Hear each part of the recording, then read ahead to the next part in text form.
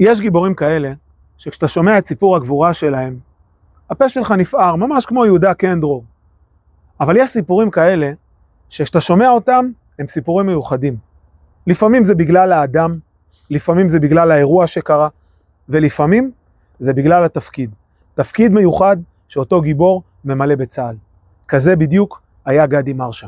למה גדי מרשה הוא דמות כל כך מיוחדת?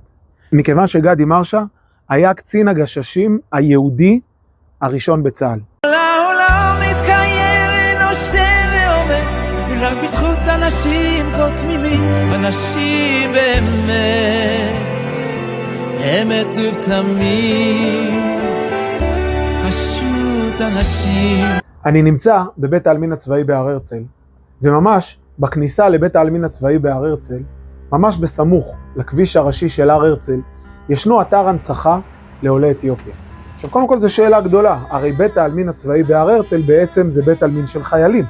למה בתוך בית עלמין צבאי יש גם אתר הנצחה לעולי אתיופיה שבכלל לא קשורים לצה"ל? אלא מה? שכל אותם חיילים קדושים מסרו את נפשם למען המולדת. ואותם יהודים קדושים שעלו ברגל מאתיופיה דרך סודן כדי להגיע לארץ, אותם יהודים שנפלו בדרך, גם הם נפלו בדרך למולדת, ולכן החיבור הזה הוא חיבור מאוד מאוד חזק. בית העלמין הצבאי בהר הרצל עוסק בהגנה על המולדת, והאתר הנצחה לעולי אתיופיה עוסק בהליכה אל המולדת. באתר ההנצחה הזה ישנם מגוון של אנדרטאות, חלקם עומדות, חלקם שוכבות, חלקם נופלות, שמציגות בעצם כל אנדרטה דמות מסוימת מתוך אותם אנשים שהלכו. חלקם צעדו בראש זקוף, בגב מורם, חלקם נפלו בדרך. יש פה כל מיני מקומות שמדמים בעצם קברים לכל אותם אנשים שלא זכו להגיע בדרך לארץ הזאת. על כל אחד מהאנדרטאות, על פי אותיות האלף בית, חקוקים השמות של כל אותם יהודים קדושים שצעדו ברגל אל החלום, אל ירוסלם, ולא זכו להגיע.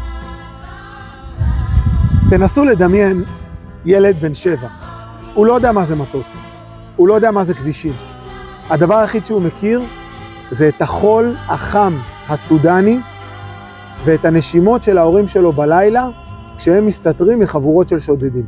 במשך שנתיים שהילד הזה נמצא בצעידה. לא בשביל טיול, לא בשביל איזושהי הרפתקה.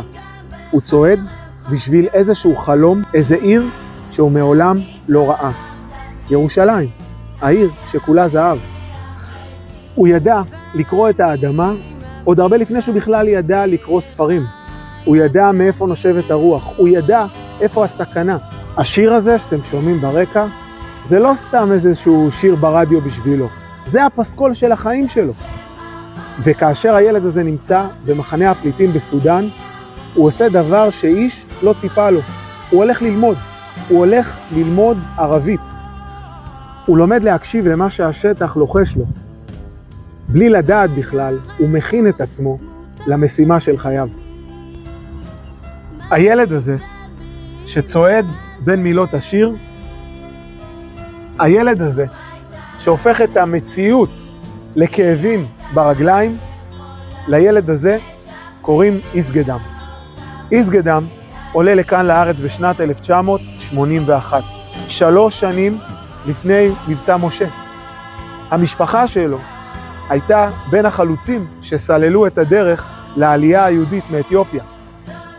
איסגדם עולה לכאן לארץ, בהתחלה הם גרים באילת, לאחר מכן הם עוברים למרכז קליטה באשקלון. איסגדם הופך להיות גדי. מאחוריי ומלפניי נמצאת העיר קריית ארבע. לאחר כמה חודשים שגדי והמשפחה שלו נמצאים במרכז הקליטה באשקלון, הם עוברים לכאן, לקריית ארבע. כאן גדי גדל, בגבעת החרסינה שבקריית ארבע. בתיכון, גדי מחליט על דעת עצמו לעבור לפנימייה בגן יבנה כדי לפתח את עצמו. שם גדי בונה את עצמו. הוא מסיים את הלימודים כתלמיד מצטיין. אבל התעודה האמיתית בכלל לא הייתה בבית ספר. התעודה האמיתית הייתה בעיניים של האחים שלו. האחים שלו שכל כך העריצו אותו. גדי היה עמוד התווך של המשפחה, הוא היה הבן הבכור לדן ונורית. בשביל האחים שלו הוא היה ממש כמו דמות של אבא. מצד אחד נתן חום ואהבה כל כך גדולים, מצד שני הוא דרש מהם מצוינות בלי פשרות בכלל. לא סתם החברים שלו אומרים שהוא לא היה אחד מהחבורה, גדי היה הארי שבחבורה.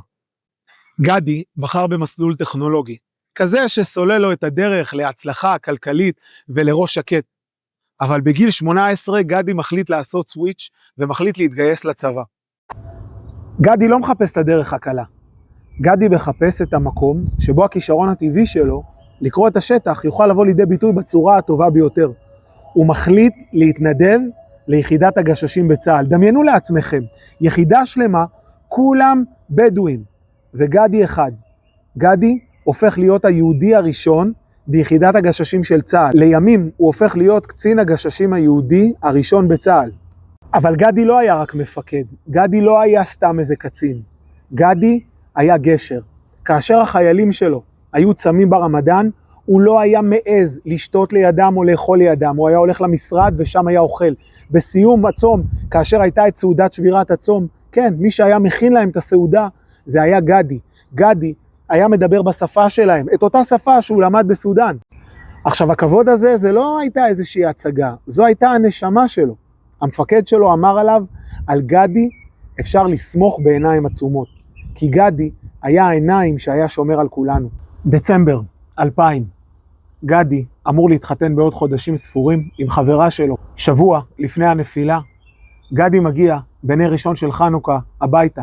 הוא בעצם מגיע כדי להיפרד מהקרובים שלו. הלב שלו ככל הנראה ידע. בריאיון אחרון הוא אומר, הדרך היחידה להגיד תודה למדינה הוא לשרת בצבא. עובר שבוע, נר שמיני של חנוכה. גדי נמצא בשירות כאשר מתגלה מטען במחסום כיסופים. גדי מגיע לזירה ביחד עם עוד בחור בשם יונתן ורמולן. הם מצליחים לנטרל את המטען הראשון, מה שהם לא יודעים זה שהם נמצאים בלב זירת מטענים. ומחבל ארור עם שלט רחוק מפעיל את המטען השני. גדי נפצע קשה מאוד. אלעזר אמיתי, שהוא היה קשר סמח"ט, מגיע בריצה אל גדי כדי לסייע לו, וגדי בכוחותיו האחרונים אומר לו, עזוב אותי, אני בסדר, לך טפל באחרים. למרות שגדי היה פצוע קשה מאוד, גדי לא חושב על עצמו, גדי חושב על הסובבים אותו. הקשר עוזב אותו ורץ לטפל באחרים. וכאשר מגיעים לגדי, המצב שלו קשה מאוד, מעלים אותו על מסוק, מטיסים אותו לבית חולים, ובדרך לבית החולים, הלב של הארי נדם, וגדי נקבר ממש כאן. נסעתי לפגוש את רבקה, אחותו של גדי, כדי להכיר קצת יותר את דמותו המופלאה. שלום לריקי, ריקי מרשה, אחותו של גדי. גדי הגיבור. כשאני אומר על גדי את המילה הזאת גיבור, איפה זה פוגש אותך? אני אגיד שלאורך השנים היה מאוד קשה לי עם המושג הזה גיבור, בהקשר של גדי. למה? אני עדיין חושבת שעדיין קשה לי, כי גיבור זה כזה דמות שהיא בלתי מנוצחת, היא דמות שהיא כאילו לא אנושית. והיה לי מאוד קשה להדביק את זה לדמות של גדי. גדי הוא בן אדם מאוד מאוד אנושי, כמוני כמוך. ולכן המילה גיבור היא לפעמים, אני לא יודעת, אני עושה עם עצמי תהליך לגבי המושג הזה ולהדביק את זה בהקשר של גדי אחרי. אז בואי ספרי לנו קצת על גדי, מי הוא היה, מה הוא היה. את הכרת אותו כשהיית קטנה. כן, גדי היה אחי הבכור, הגיע לארץ בגיל 9, יצא עם ההורים למסע של 2 לארץ. מסע של עלייה. מה את יודעת לספר על המסע הזה? המסע, ההורים יוצאים מהכפר ב-1979, ובעצם עם עוד משהו כמו 800 משפחות יוצאים לכיוון סודן, תקופה לא פשוטה, תקופה של מלחמה, אבל הם גדלים וחיים ביבשת שהם מרגישים שהם כאילו בגולה, זה לא שייך להם, היא מולדת שהיא לא מולדת. וברגע שבעצם יש איזה ידיעות שאפשר להגיע לכיוון ארץ ישראל, ממש לממש את החלום של אלפי שנים, אז בעצם הם עושים לא מעט ויתורים ויוצאים לדרך שהיא, קשה להסביר אותה, היא מטורפת, זה ללכת אל הלא נודע. כמה זמן הם הלכו? 2 הם הלכו? לא, הם הלכו חודש ימים, כחודש ימים לכיוון סודן, עם הילדים, עם המשפחות, עם ילדים, עם הכל. מבוגרים, ילדים קטנים. שוב פעם, יש דילמות, את מי אתה לוקח? אתה לוקח ילדים קטנים, אתה לוקח מבוגרים. זו פעם ראשונה שאתה יוצא לדרך הזו, אתה תגיע בכלל. המון המון שאלות, זה שאלות שלשמחתי, לא רק שהכרתי אותם דרך ההורים, הכרתי אותם דרך בעצם הכתבים של גדי, הוא כתב יומן על סיפור עלייה של ההורים. בסדר, כי הוא חווה זה בגיל 7, אבל מתי הוא כתב את היומן הזה? אני מעריכה שבערך בגיל 15-16, שהוא נמצא פה בארץ כבר כמה שנים, והוא כותב ממש את החוויה עצמה, איך בעצם ההורים נקלעים יחד עם משפחות למערב של שודדים, ורוצים בעצם לחבל בגוף. ממש כמו השיר המסע לארץ ישראל. ממש ככה, ובעצם ההורים חודש ימים מגיעים לסודן, ובסודן שם הם נמצאים בערך 1 שנה ו9 חודשים, יש שוב סיפור מאוד ארוך ומאוד עם המון רגעים לא פשוטים, ומה שבעצם מחכה להם שם בסודן זה מנהיגים של הקהילה יחד עם אנשי המוסד או השייטת של צה"ל, צבא הגנה לישראל, כן? ושם בעצם יש מפגש חשאי באחד מרצועות חוף הים בסודן, ובעצם מביאים את היהודים דרך הים לסיני, ומסיני למצרים, וככה הם מגיעים. זה היה עוד לפני מבצע משה. נכון. זה לא היה משהו מסודר. זה לא היה מבצע שהיה לו שם, זה היה מאוד חשאי, מבצע משה, ההורים מגיעים לארץ בסוף 1980, תחילת 81 כזה, מבצע משה מגיע 3 שנים אחר כך, 4 שנים, ב-1984, וכן, זה מבצע לא פשוט, שעם ההגעה שלהם פה לארץ, הם, אתה יודע, מצד אחד מצליחים להגשים את החלום, ולגעת במשהו שהוא, אתה יודע, זה מאוד היה ציורי בשבילם, ירושלים. זה זהב, זה חלב, זה דבש, זה בית המקדש, זה כאילו הסיפורים ומגיעים לפה, אז בעצם יש פה בעצם הגשמנו את החלום. עכשיו מה? ולפני עכשיו מה, זאת אומרת, הם מתקלים פה בלא מעט, בסדר? בזה שיש בעצם גיור לחומרה, ויש פה איזה ספק ביהדות, ולמרות כל זאת, זאת אומרת, הגענו, כאילו, לא משנה מה, כאילו, זה דור כזה שאומר, אנחנו פה בארץ, לא משנה מה, פרשות אדם, והם חוו המון. הייתה תחושה שהחלום מתנפץ, זאת אומרת, מה שחלמנו ומה שקרה בפועל, יצר אצלם איזשהו פער? אני לא חושבת שבקרב ההורים שלי, אני חושבת שזה יותר בדור שלי. זאת אומרת, לראות את כל נקרא לזה עוול שנעשה לדור היותר מבוגר, ושהוא בעצם היה צריך, ונראה לי, הדור שלי יותר מנסה לתקן, אני מנסה גם להשריש דברים בתוך התרבות המערבית הישראלית, אבל לא, ההורים שלי, כאילו, הם הגיעו זה אמונה התמימה, הפשוטה, האצילית נקרא לזה, באמת היהודית. וגדי מגיע לפה לארץ, הוא בן 9. הוא בן 9, ההורים מגיעים לאשקלון, מאילת לאשקלון, אשקלון נמצאים שם איזה כמה חודשים, ובעצם אחרי כמה חודשים הם מגיעים להתיישב בקריית 4, שם במרכז קליטה. ידעו לדבר עברית?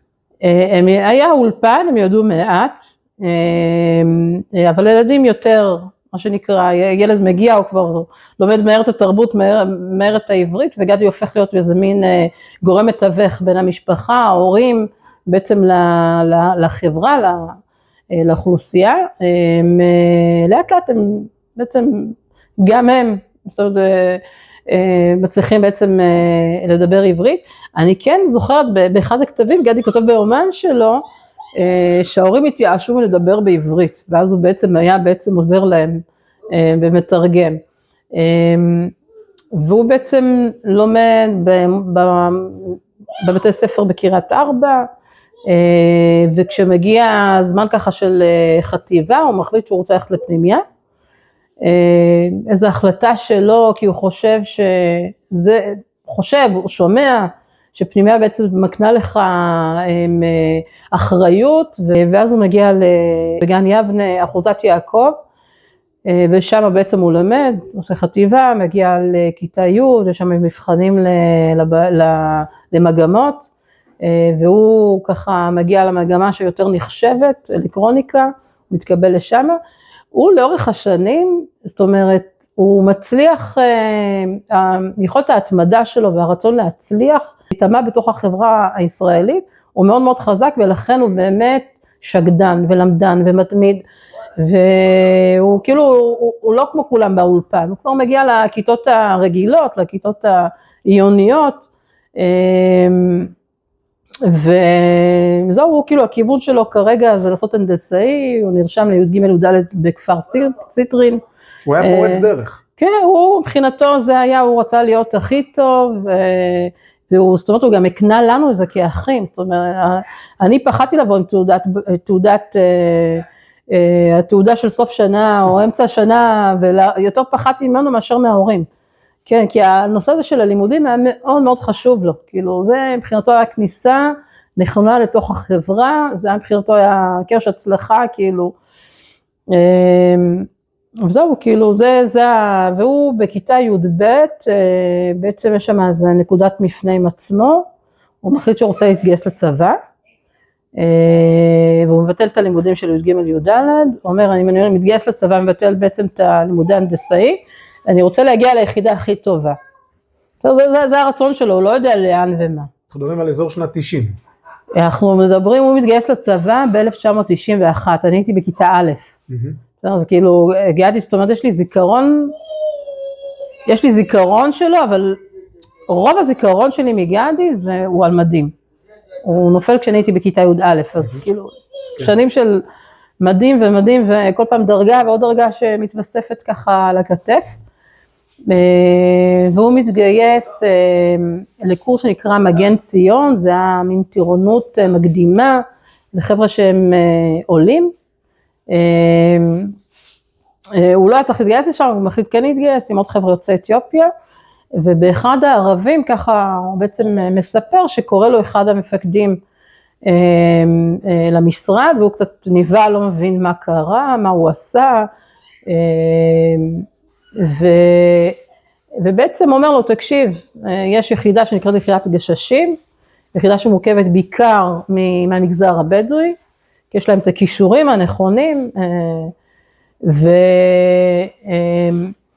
ובעצם מציע לו להצטרף ליחידת הגששים, התחילו באיזה מין פיילוט כזה, שאמרו אוקיי, הגיעו לפה. היו חבר'ה לפניו מהעדה? מהעדה לא, זה הפעם ראשונה, שמציעים לו ולא עוד כמה חבר'ה, מתוך איזה רצון או שאיפה שהם יצליחו כמו החבר'ה הבדואים, כי גם להם גדי היה רועה צאן באתיופיה. אז גם ליוצאי אתיופיה, הוא היה בן 7, כן, אבל צריך להבין, המושגים של בן 7 פה בארץ, בסדר, זה ילד שהוא, זה כאילו, אני אומרת, אין גיל ההתבגרות, אותו הילד אתה כבר מבוגר, זאת אומרת, יש איזה מין מקפצה כזו, והוא בעצם מציעים לו ולא עוד כמה חבר'ה, מתוך איזה רעיון שגם הם חוו את השטח, גדלו בשטח, ראו רועה צאן, כנראה מכירים גם כל תוואי באדמה, בשטח, ואומרים בוא נלך לפיילוט הזה, מציעים לו, הוא ממש נדלק על הרעיון, מבחינתו יחידת הגששים. הוא מבין שהוא הולך להיות יהודי בסביבה שהיא לא יהודית. נכון, זה גם אחד הערבים מדבר עם אבא שלי, אבא שלי יגיד לו, תקשיב, זה מנטליות שונה, כאילו איך תסתדר איתם, והוא אומר לו, יהיה טוב, ואלה גדי, כי זה משפט יהיה בסדר, יהיה טוב, כאילו, זה אחד מהצירוף מילים שמאוד מזוהים איתו. וזהו, כאילו, מאוד רואה את עצמו כיחידה סיעה מובחרת, ומאוד רוצה להגיע לשם, ובאמת אחר כך מתגייס, הוא עובר את המבחנים, לימים יאמרו שהוא בעצם הגשש היהודי הראשון בצה"ל, והוא יפקדו עליו, ובסוף הוא יפקד על מי שפקד עליו, והוא יהיה בצבא כבר 10 שנים, בסדר? זה מאוד מאוד השתלב בתוך היחידה שלו עם החבר'ה מהמגזר הבדואי, מאוד העריך אותם. הוא ידע לדבר ערבית. הוא ידע כבר לדבר ערבית, והוא ידע כבר לדבר ערבית כי בסודן הוא בעצם רכש את השפה הערבית.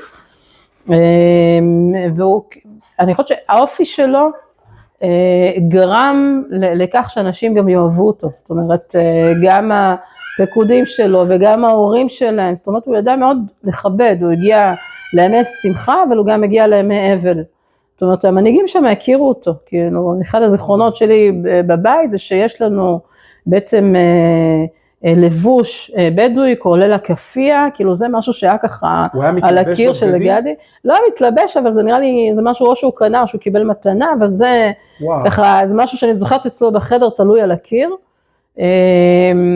כי הייתה לו הערכה לאנשים שהיו סביבו, ואני חושבת שזה באמת היה הדדי, זאת אומרת מפקד הוא אתה יכול להיות מפקד ולהגיד אחריי, אבל אתה יכול גם להיות מפקד לא רק סמכותי, אלא גם אחד שרואה את החיילים שלך, והוא היה באמת אחד כזה.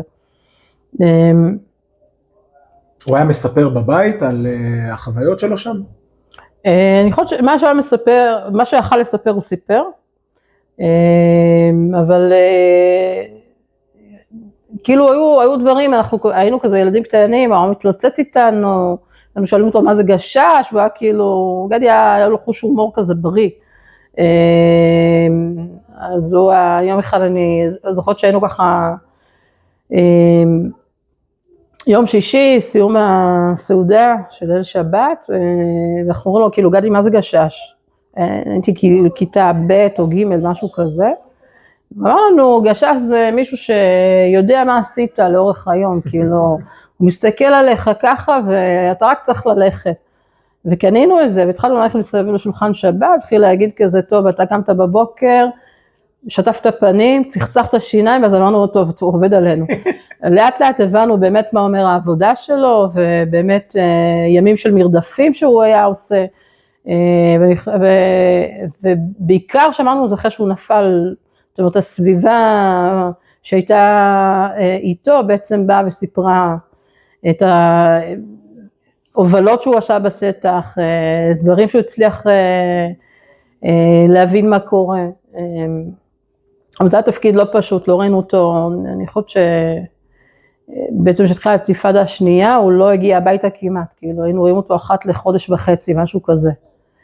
אז זה היה באמת כאילו תפקיד שיש בו סיכון, והוא לקח את הסיכון הזה, כאילו זה, כשהמפקד פגש אותו ואמר לו, אם הוא מוכן להתנדב ליחידה הזו, הוא אמר לו גם אם זה יכול לגבות מחיר אדם, אז הוא אמר לו כן. וואו.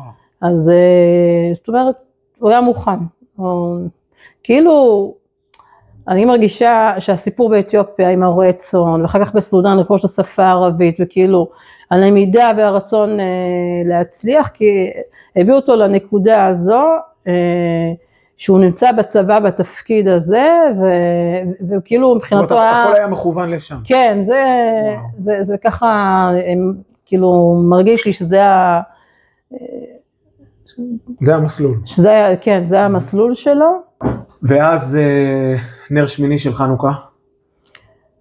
נר שמיני של חנוכה, בעצם אנחנו נמצאים בבית, אני וההורים. אמא שלי... כמה זמן גדי לא היה בבית אז? הוא לא היה בבית שבוע, זאת אומרת הוא הגיע אחרי משהו כמו זה חודש וחצי, חודשיים שלא ראינו אותו, זאת אומרת שבוע לפני, בנר ראשון של חנוכה,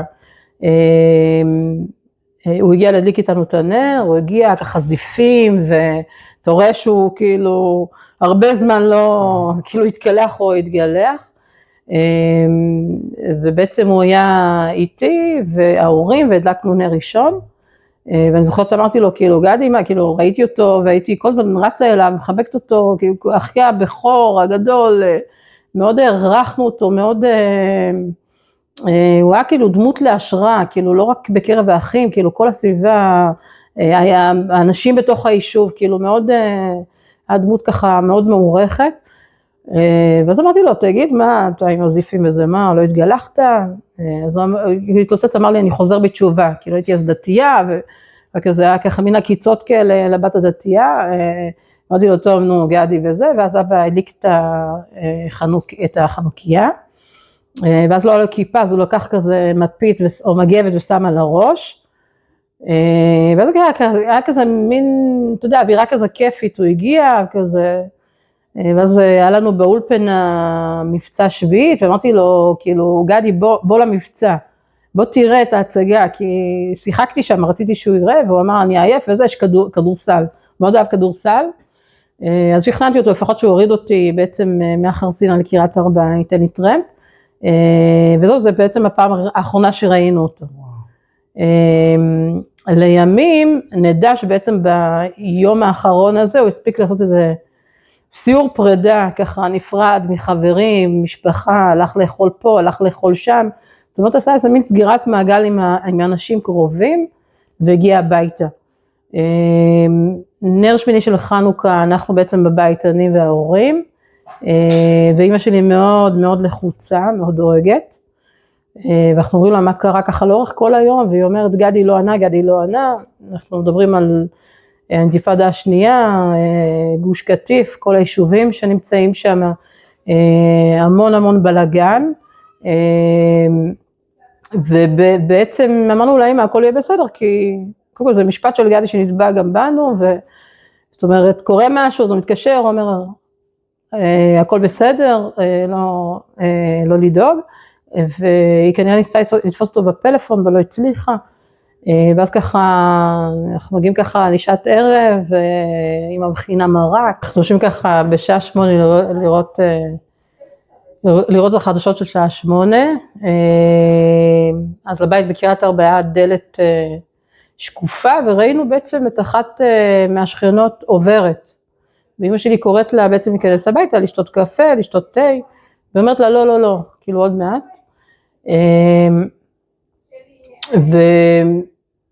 ובדיעבד היא בעצם חיכתה, קוראת לזה לשליחים, וממש כמה דקות אחרי, איך ככה אנחנו מתיישבים, מגיעים בפתח הדלת קצין העיר ועוד ככה כמה דמויות, מה שאני זוכרת מהסיטואציה זה פשוט איזה קערה נופלת, אבא בפעם הראשונה אני חווה אותו כאילו אדם שברירי ובוכה, אמא נופלת על הרצפה, ופה כאילו, ואומרים לי ריקי לכי תעדכני את השכנים שגדי נפל, וזהו, זה כאילו, זה בעצם האירוע באמת הדרמטי שהיה. סיפרו לכם באותו רגע מה היה, מה קרה? לא סיפרו, אבל אני אומרת היום, זאת אומרת, הבנו שאמא לא סתם הייתה בדאגה, כאילו יש דברים שהיום קורים, הם לא יכולים לקרות, זאת אומרת, אמא ראתה שהודיעו בחדשות, למה היא כל כך דאגה, ראתה שהודיעו בחדשות שבעצם היה אירוע באזור עזה, ושכמה חיילים נפצעו, ובעצם ראתה מסוק שמורד חייל, ובעצם מריצים את המיטה ככה לכיוון בית החולים, ובעצם ראתה את הגב של גדי. וזה בעצם כל הדאגה שהייתה לה כל היום, היא בעצם ראתה את הפינוי שלו. שאנחנו בעצם נבין איזה בדיעבד הסיפור הזה, כמה לתקשורת לפעמים יכול להיות מקום מאוד מאוד מאוד מאוד מכאיב, וצריך להיזהר בדברים האלה. מה את יודעת לספר על מה שקרה? שהאירוע הנפילה של גדי הוא מאוד מזכיר אירועים נוספים של אנשים שכאילו לא צריכים להיות באזור, אבל כנראה האדם הנכון בזמן הנכון היה שם, הוא סיים כנראה שיחה עם אחד החיילים, ובעצם הסיע אותו כנראה לכיוון הבית או לכיוון תחנה, ואז בעצם עלו בקשר ואמרו שבעצם יש כנראה מטענים במחסום כיסופים, הוא בעצם רוצה להוריד את החייל, החייל אומר לו לא אני בא איתך, והוא בעצם משכנע אותו שהוא חוזר הביתה והוא בעצם קופץ לאזור, אז מוריד את החייל, מגיע בעצם למחסום כיסופים, נפגש עם עוד מספר אנשים, והם מגיעים, הוא צריך בעצם לזהות מטען אחד, מגיע יחד עם החבלן מג"ב, לא אמרתי, שמו יונתן ורמולן, שגם הסיפור בפני עצמו, מצליחים לנטרל מטען אחד, הם מזהה עוד עקבות למטען נוסף, מה שהם לא יודעים שבעצם זה דירה של מטענים, ואיפשהו שם באחד הגבעות יושב מחבל עם שלט רחוק, אז זה היה מאוד משוכלל הדבר הזה, בעצם מגיעים למטען השני, אז בעצם מתפוצץ, מבצעים שם מספר חיילים, גדי ככה נופל ארצה, מגיע אליו אותו חובש של עזר, ואומר לו גדי כאילו איך אתה, הוא אומר לו גדי הכל בסדר, יהיה בסדר, לך טפל באחרים, ובעצם מאבד המון דם, שעל פניו זה לא נראה, זה בעורקים הראשיים של הרגל, וכשמגיעים אליו בעצם מטיסים אותו לסורוקה, יש שם עיבוד דם מאוד לא קטן, ובעצם שם הוא נפטר מהפצעים. נפטר בבית חולים?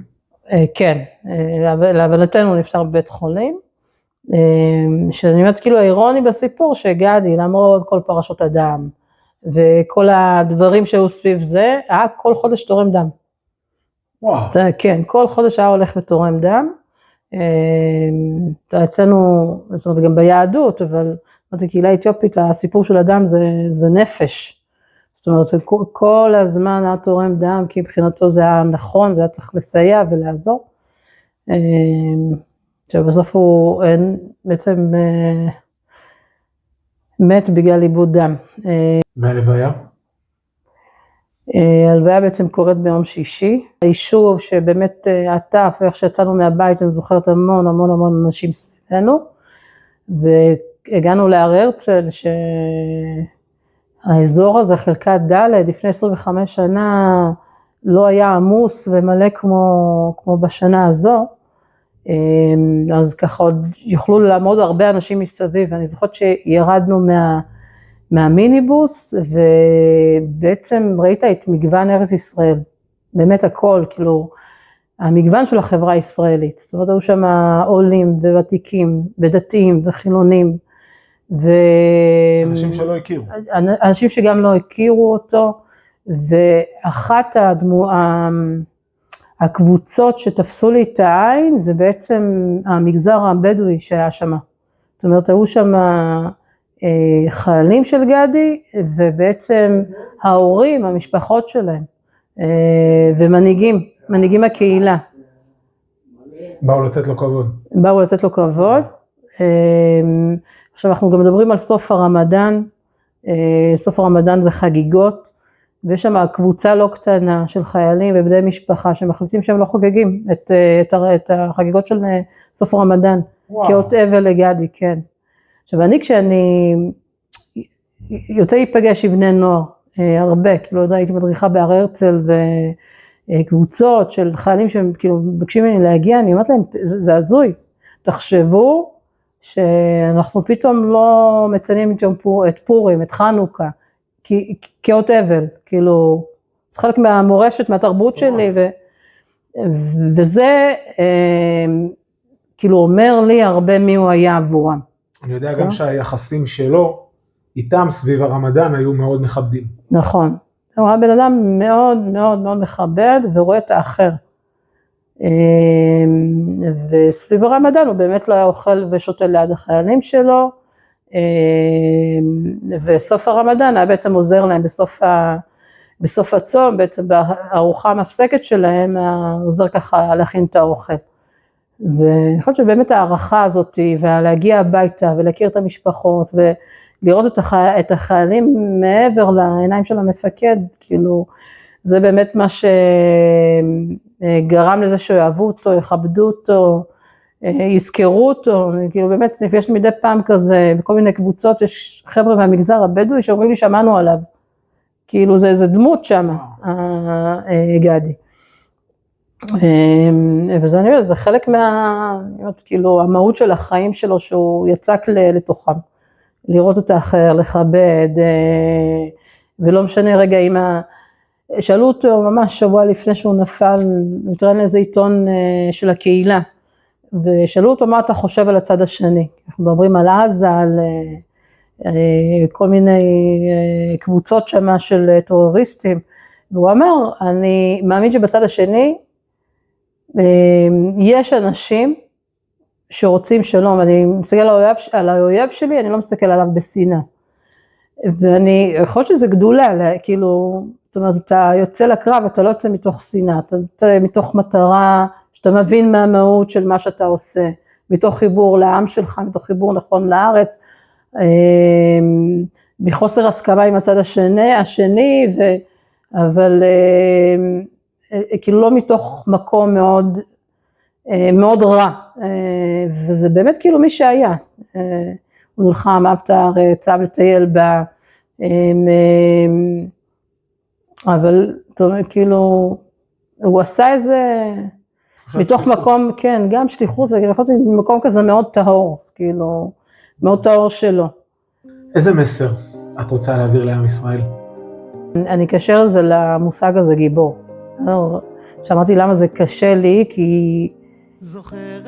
כי גדי היה מאוד מאוד אנושי, ומאוד אדם כאילו, עם הרגליים בקרקע, ומאוד רואה כל אחד. ולכן להגיד גיבור זה משהו עילאי מדי, כאילו זה, אחי היה אחי, מעצבן, הוא היה אדם אהוב, וכל התחושות והרגשות שיש לי כאחות אליו,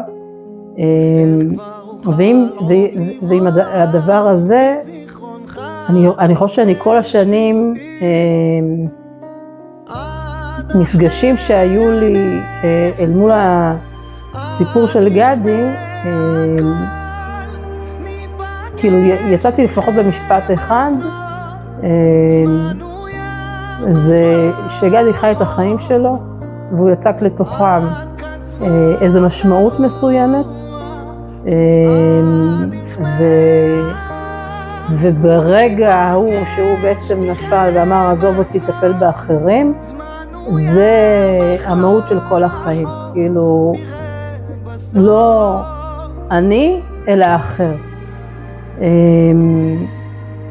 ואני חושבת שגם בימים, דווקא הימים האלה, אם אני ככה מסתכלת על הדמות של גדי וחיה לצידה, הדבר של יהיה בסדר, עזוב אותי, תראה איך האחר חי, איך הוא מרגיש וכו', זה משהו שהייתי רוצה שאנשים ייקחו איתם הלאה.